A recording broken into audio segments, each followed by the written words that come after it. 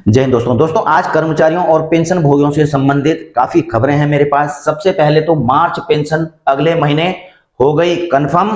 अतिरिक्त पेंशन पर सरकार का जवाब और 5 डे बैंकिंग पर भी दोस्तों खबर है, हड़ताल स्थगित। तो सबसे पहले बात करेंगे दोस्तों डिफेंस पेंशन के बारे में, जो कि स्पर्श के द्वारा उनको पेमेंट की जानी है। जी हाँ दोस्तों, स्पर्श के द्वारा मैसेजेज मिलना शुरू हो चुके हैं और मिल भी चुके हैं दोस्तों कईयों को। आप देख रहे हैं कि रात को ही मैसेज आ चुका था। ये आप टाइम भी देख रहे हैं दोस्तों, 12:51 का टाइम, यानी कि रात के 12 बजे के बाद, ठीक है, मैसेज आया था। और इसमें दोस्तों एक चीज क्लियर कर दी गई है कि जो आपकी मार्च की पेंशन है दोस्तों, वो अगले महीने यानी कि 1 अप्रैल 2025 को आ रही है।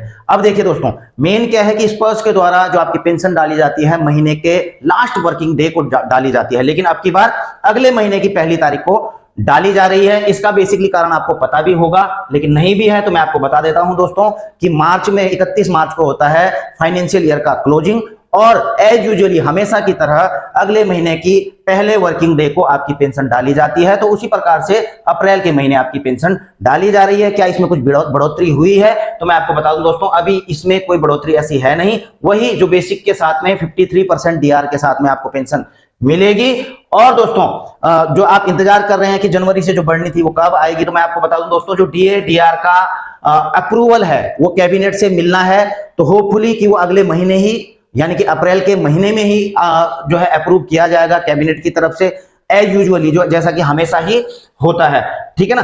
तो अगले महीने इसको अगर अप्रूवल मिल जाता है दोस्तों, तो अगले महीने की ही पेंशन में आपका 3 महीने का जो डीआर का एरियर है जनवरी फरवरी मार्च का, वो भी आपके खाते में आ जाएगा। और जो पेंशन है दोस्तों, जो पेंशन है उसमें भी 2% की, क्योंकि अब हम 2% इसलिए कह रहे हैं दोस्तों क्योंकि जो एआईसीपीएन के आंकड़े हैं वो तो यही कहते हैं कि आपकी 2% और बढ़नी है, जो कि 55% हो जाएगी। तो होपफुली आपको अगले महीने की पेंशन 55% डीआर के साथ में मिलेगी। अगली खबर है दोस्तों एडिशनल पेंशन बेनिफिट को लेकर के। तो इसमें दोस्तों लोकसभा में आप 19 मार्च का देखिए, लोकसभा में सवाल पूछा गया था कि जो एडिशनल पेंशन मिलती है, और आपको पता भी होगा कि 80 साल में, ठीक है ना, कि 80 साल में आपकी जब हो जाती है तो 20% एडिशनल मिलती है, 85 पे 30% मिलती है।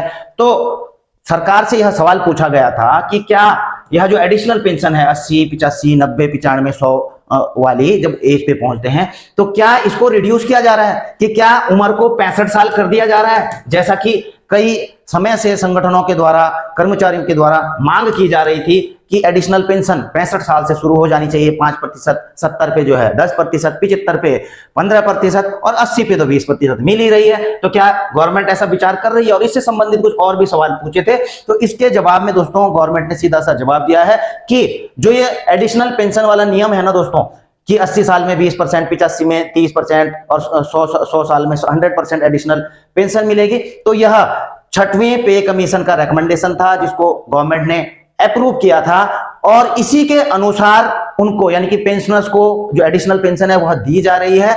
और जो यह ऑटोमेटिकली रिवाइज की जाएगी, जो पेंशन डिस्बर्सिंग एजेंसीज हैं या फिर बैंक्स हैं, सीपीपीसीज हैं, वो ऑटोमेटिकली करेंगे। इसके लिए कुछ करने की जरूरत है नहीं, ठीक है ना। और एक और चीज बताई है, हालांकि आपको पता होगी कि इसमें जो है जो एडिशनल पेंशन है इस पे आपको डीआर भी एप्लीकेबल है, जो टाइम टू टाइम बढ़ता रहता है, तो डीआर भी आपको इसके ऊपर मिलता है। तो गवर्नमेंट का सीधा सा जवाब है कि हमने जो पे कमीशन ने रेकमेंड किया था उसी के अनुसार दे रहे, यानी कि अभी कोई मंशा नहीं है कि कोई इसको कम किया जाए, ठीक है ना। अगला है दोस्तों रिटायरमेंट एज को लेकर के। 19 तारीख को लोकसभा में पूछा गया था कि क्या गवर्नमेंट के पास कुछ ऐसा प्रपोजल है कि वो बदली करने जा रहे हैं रिटायरमेंट एज को। आपको पता है कि जो सेंट्रल गवर्नमेंट के कर्मचारी 60 साल होती है ना उम्र, 60 साल 58 साल जो भी होती है, आपको पता है, ठीक है। तो क्या इसको कम करने जा रही है कि कम साल में, ताकि अन्य को भी, इसमें एक और वाला दिया गया है कि ताकि अन्य को भी कुछ मिल सके, जॉब मिल सके। तो ऐसा दोस्तों गवर्नमेंट ने यहाँ पर ऐसा कुछ भी कोई विचार नहीं है कि रिटायरमेंट एज को जो गवर्नमेंट एम्प्लॉय हैं उनकी बदली कर दी जाए, तो ऐसा कोई भी विचार नहीं है। दूसरा है दोस्तों digitalization of pension processing and direct benefit transfer. आपको पता है लगातार हर चीज में डिजिटलाइजेशन हो रहा है, वक्त की मांग है। और जिस प्रकार से आपको पता है डिफेंस पेंशनर्स हैं उनका माइग्रेशन कर दिया गया है, डिजिटलाइजेशन कर दिया गया है। स्पर्श पेंशन पोर्टल आपको पता है आप कर ही रहे हैं, इसमें इसको एक्सेस कर ही रहे हैं। तो उसी प्रकार से जो सेंट्रल गवर्नमेंट के एम्प्लॉई हैं, जो पेंशनर्स हैं, उनके लिए क्या किया गया है, क्या कुछ डिजिटल प्लेटफॉर्म बनाया गया है, नहीं बनाया गया है, ताकि पेंशन प्रोसेसिंग करने के लिए और उनको डायरेक्ट बेनिफिट के लिए। तो यहां पर भी दोस्तों, जैसा आपको बताया मैंने डिफेंस को स्पर्श है, तो उसी प्रकार से जो सेंट्रल गवर्नमेंट के सिविल एम्प्लॉइज हैं उनके लिए भविष्य पोर्टल गवर्नमेंट ने बनाया है। ऑनलाइन सिस्टम है दोस्तों यह pension processing and monitoring of pensionary benefit के लिए, जिस प्रकार से स्पर्श पोर्टल है, ठीक है ना। अब इसमें क्या है, इन्होंने गवर्नमेंट ने बताया कि इसका भविष्य का मोबाइल ऐप भी है और यह डिजी लॉकर के साथ में इंटीग्रेटेड है। और इससे दोस्तों जो पेंशन केसेस प्रोसेस्ड ऑन भविष्य have enhance transparency and accountability with timely issue of PPO, जिस प्रकार से कि स्पर्श पोर्टल के बारे में कहा जाता है कि इससे आपको ये फायदे हो रहे हैं। हालांकि स्पर्श की ऐप तो आपने देखी, स्पर्श की भी ऐप है, लेकिन वो तो चल ही नहीं रही है। लेकिन डायरेक्ट आप जो है गूगल क्रोम में जाकर के इसके वेबसाइट से इसको एक्सेस कर सकते हैं। अब है दोस्तों बैंक कर्मचारियों के लिए। जी हाँ दोस्तों, कल पहले तो मैं आपको बता दूं, काफी समय से बैंक कर्मचारियों की मांग है कि जिस प्रकार से आरबीआई में, एलआईसी में, जो फाइनेंशियल इंस्टीट्यूट है, तो बैंकों में भी 5 डे बैंकिंग होना चाहिए। यानी कि जो सैटरडे होते हैं, अभी मिलता है दोस्तों महीने में 2 सैटरडे ऑफ रहते हैं, दूसरा और चौथा। और कई लोग सोचते हैं कि दूसरा और लास्ट सैटरडे नहीं होता है दोस्तों, सेकंड और फोर्थ सैटरडे ऑफ रहता है बैंक में। तो जो 12वां अभी बाइपेटेड सेटलमेंट हुआ था दोस्तों, उसमें आईबीए की मंजूरी मिल चुकी थी, आईबीए ने अप्रूव कर दिया था कि 5 डे बैंकिंग होगी। लेकिन बाद में दोस्तों क्या हुआ कि गवर्नमेंट ने इसके ऊपर इंप्लीमेंटेशन नहीं करवाया, फाइनेंस मिनिस्ट्री में मैटर फंस गया, ठीक है ना।